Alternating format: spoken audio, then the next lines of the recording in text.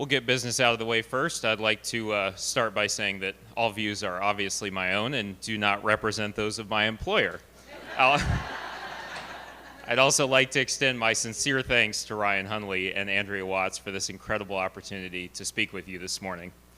A bit about me: I'm 27 years old. I have worked in transportation for over a decade, and I come from a long lineage of city bus operators and an even longer lineage of family members who worked in transportation. My great-grandfather, Basil, yes, that was his name, was a section man on the Atchison, Topeka, and Santa Fe Railway. My grandfather, William Jr., was a driver and manager for the Triangle Transit System in El Dorado and Ottawa, Kansas. And my father, Ryan, who's here today, drove city buses in Fort Worth, Texas. While I could go on for hours talking about my ancestors and the road they laid down for me, I'll spare you. My journey here started after college in Kalamazoo, Michigan, when I met Jerome Horn, who served at the time as Indigo's Ridership Experience Specialist, a liaison between customers and administration. Jerome encouraged me, a car-free individual who was largely relying on Blue Indy, to try Indigo. He also encouraged me to consider applying as a transit ambassador ahead of Indigo's launch of the Red Line. That I did. In August of 2019, I attended training meetings and rode the Red Line on opening day on September 1st. Teaching riders about the Red Line and Indigo's future service plan. Also in August, I applied for the position of professional coach operator. In October, I began Indigo's rigorous training academy.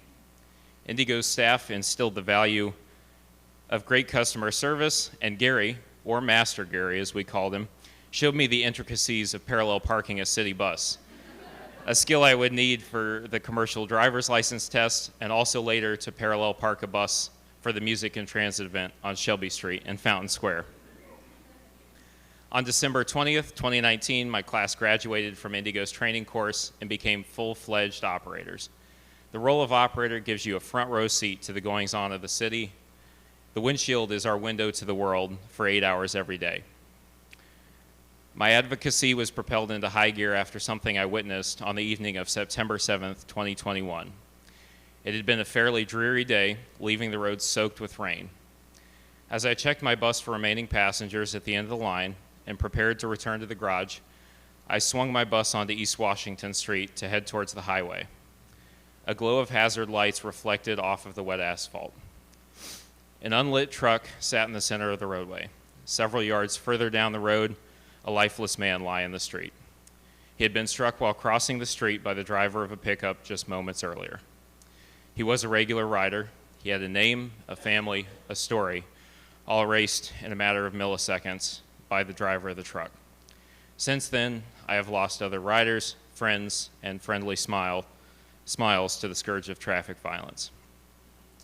I've been lucky, hit 3 times on my bicycle, by drivers disobeying traffic laws. I've been bruised, but never seriously injured.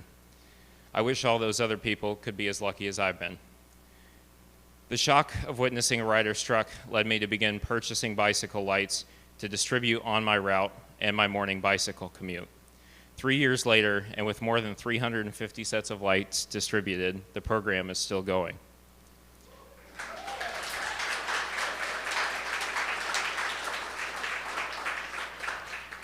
Later in 2021, I witnessed one of our visually impaired riders struggle to find the pole where the bus stop was located on East Washington Street.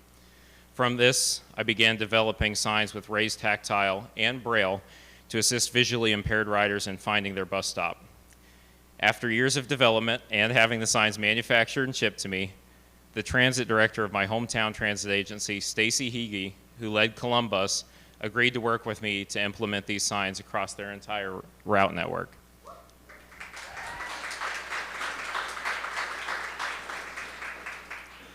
In the meantime, I also became an avid collector of items related to public transit history in Indiana, sharing my #TransitThrowback photos on Twitter and now on Blue Sky. The growth of that collection led to a collaboration with the Indiana Historical Society on an exhibit focused on Indiana's interurban network, which is on display now through August 2026, so you should go.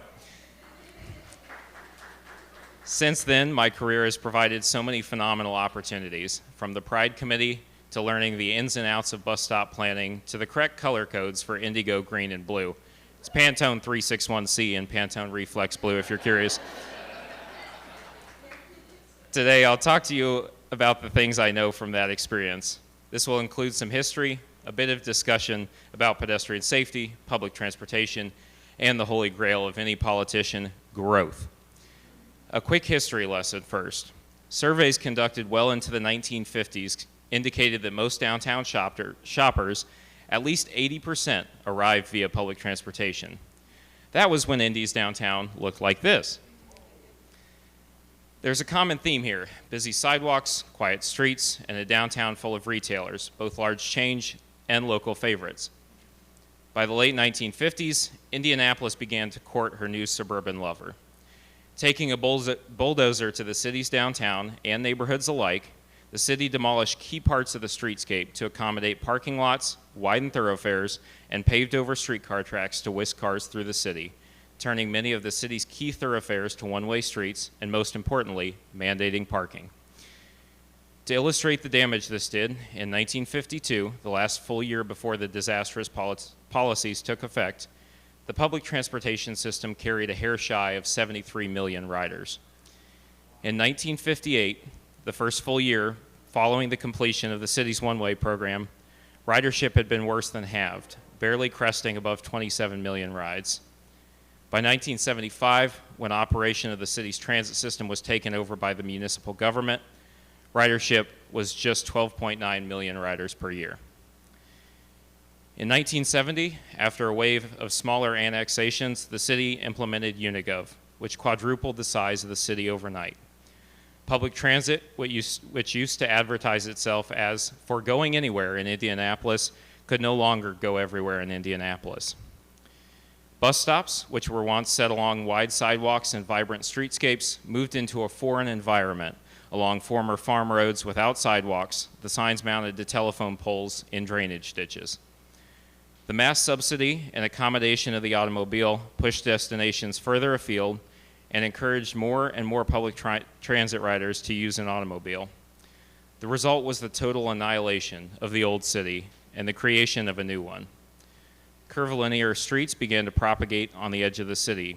Houses set back from the street on large lots with large monocultural lawns matched the racial makeup of the new neighborhoods. The trend has continued today. Every week, farms in previously rural sections of the city, like Franklin and Decatur townships, are replaced by mass-produced, bland, lifeless suburban sprawl. Everyone in these new communities is forced to drive. No provision was made to include public transportation or comfortable cycling infrastructure. And zoning laws have pushed the shopping areas out of the neighborhood, set back from the street behind a moat of asphalt and parking. These residents, therefore, push back against any attempt to make the old city more livable, as those attempts would remove roadway capacity or their precious parking. This is a vicious cycle, one that will continue to grow until we decide to slam on the brakes. Now, there are solutions. We can implement an urban growth development boundary, which would stop the scourge of suburban sprawl, or adopt a traditional neighborhood development ordinance, which would ensure new developments allow for some walkability and encourage residents to live car light. Portland and Columbus, Ohio, respectively, have already implemented these measures. We can work to reduce the bloat of lane miles and city limits, reducing the financial burden our infrastructure places on taxpayers. We've already begun to take these steps, but much work remains. We can work to ensure all destinations are transit accessible, ensuring new and existing residents are not burdened by a mandate that they must own a vehicle to survive and thrive in our city. We can, at the very least, eliminate parking minimums, as South Bend did. We can set parking maximums, especially near transit lines, ensuring valuable land in some of our most walkable neighborhoods is not consumed by massive parking lots. We can work to create a truly regional transportation system that serves the entire Indianapolis metro area. This system would support the growth within the walkable cores of older cities inside the metro like Anderson, Lebanon, and Shelbyville, while preserving the agricultural and natural land in between from the blight of urban sprawl. All of this requires action, immediate and dramatic action. Action that we have not yet seen from those in power. If Indianapolis and the state of Indiana as a whole is to attract world-class talent, it must first provide world-class amenities. Being stuck in traffic on the South Split is not a world-class amenity.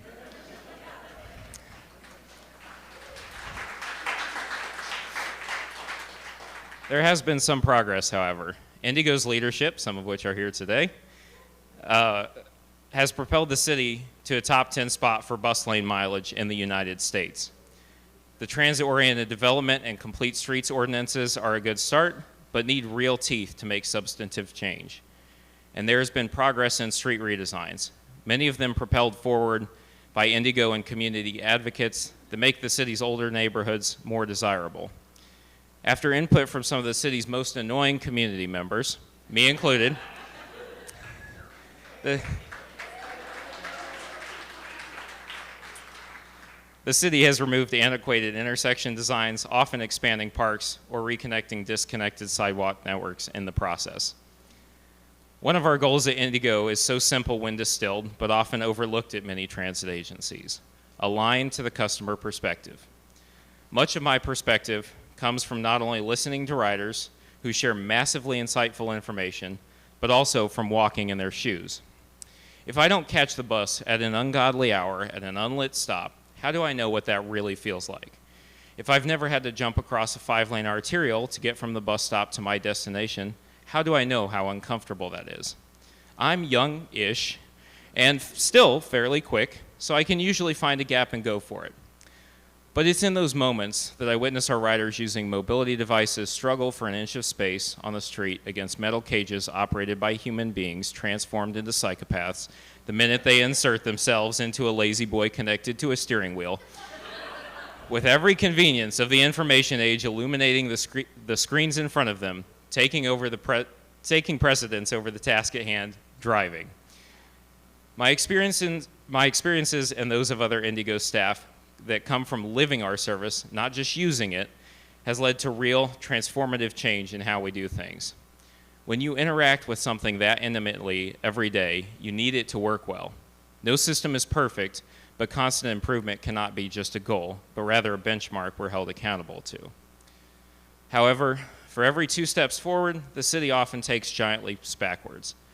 The widening of Emerson Avenue and County Line Road are perfect examples that will worsen the effects of urban sprawl. The city will have greenlit the destruction of several farms this week to permit just that. For the state's part, the inclusion of Interstate 69 to the city's freeway network and the addition of capacity to Interstate 65, which starts today, are equally regressive actions. This isn't to say the state doesn't understand it, at least in theory.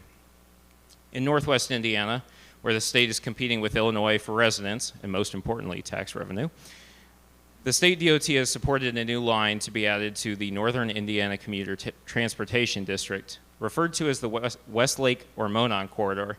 This service to Munster, Dyer, and Hammond is intended to attract residents from other parts of Chicagoland to the Indiana side of the state line. They're just not willing to do that here in central Indiana. The ban on light rail provides ample evidence of the state's hostility towards this region. A regional rail network would encourage walkable development near stations, as we've recently seen with the revitalization of downtown Hammond and the area near 11th Street Station in Michigan City. The promise of convenient, reliable, and accessible transportation encourages developers and municipalities alike to build smart development near these stations to ensure as many residents as possible have access to the service as it is highly desirable. Car-centric planning, on the other hand, encourages blight, crime, and vacancy. The high quantity of pollution produced by motor vehicles, both noise and particulate, directly contributes to the mass abandonment of property near major arterials and interstate highways. Beyond the operation of the motor vehicle, their presence alone deteriorates neighborhood quality. Private motor vehicles require dealerships, auto parts stores, muffler shops, body shops, tent, rim, and tire stores, parking lots, and gas stations. This massive demand for space pushes necessary commodities for neighborhoods, cafes, grocery stores, barbers, movie theaters, restaurants, and more further from the places we call home. I don't want you to leave here thinking you're powerless, however. This is a big problem that will take time to fix. There are things you can do. Get involved at the neighborhood level. The smallest ideas from neighborhoods can materialize into meaningful infrastructure projects. In the mid-2000s, the Near East Side formulated a plan to completely reconfigure Michigan and New York streets to create a safer environment for bicyclists. In 2017, the neighborhood pursued a grant from People for Bikes to build part of the project. Now, in 2025, 20 years later, the city and Indigo have partnered to complete the project through the entire neighborhood, improving mobility for transit riders, cyclists, pedestrians, and yes, even drivers. The project is already bearing fruit.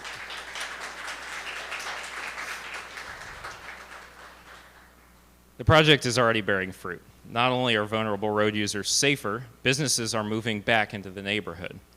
A new Mediterranean cafe is opening on Michigan Street. A ceramics studio has transformed several vacant buildings into an active community space. Advocacy from neighborhood leaders like Cliff Marsiglio has led to speed limit reductions on residential streets across the Near East Side to 25 miles an hour. Give him a round of applause. He's here somewhere. You can distribute rechargeable bike lights, which are usually just about $11 for a set, to riders in your neighborhood. Even the simplest acts of riding the bus, cycling, or walking to your destination carry immense power. Business owners, not all, are often in the habit of catering exclusively to motorists because they assume most of their business arrives in a car. Telling them otherwise, politely and conversationally, please,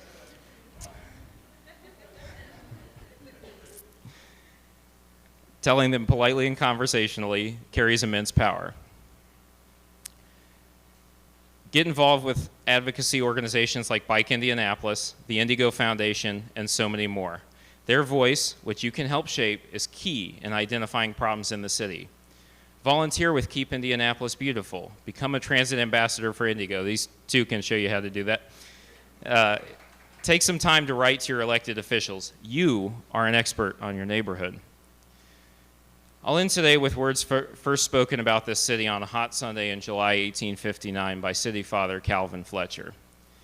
Mrs. Fletcher read to me one of Huntington's sermons. I am myself a citizen of no mean city.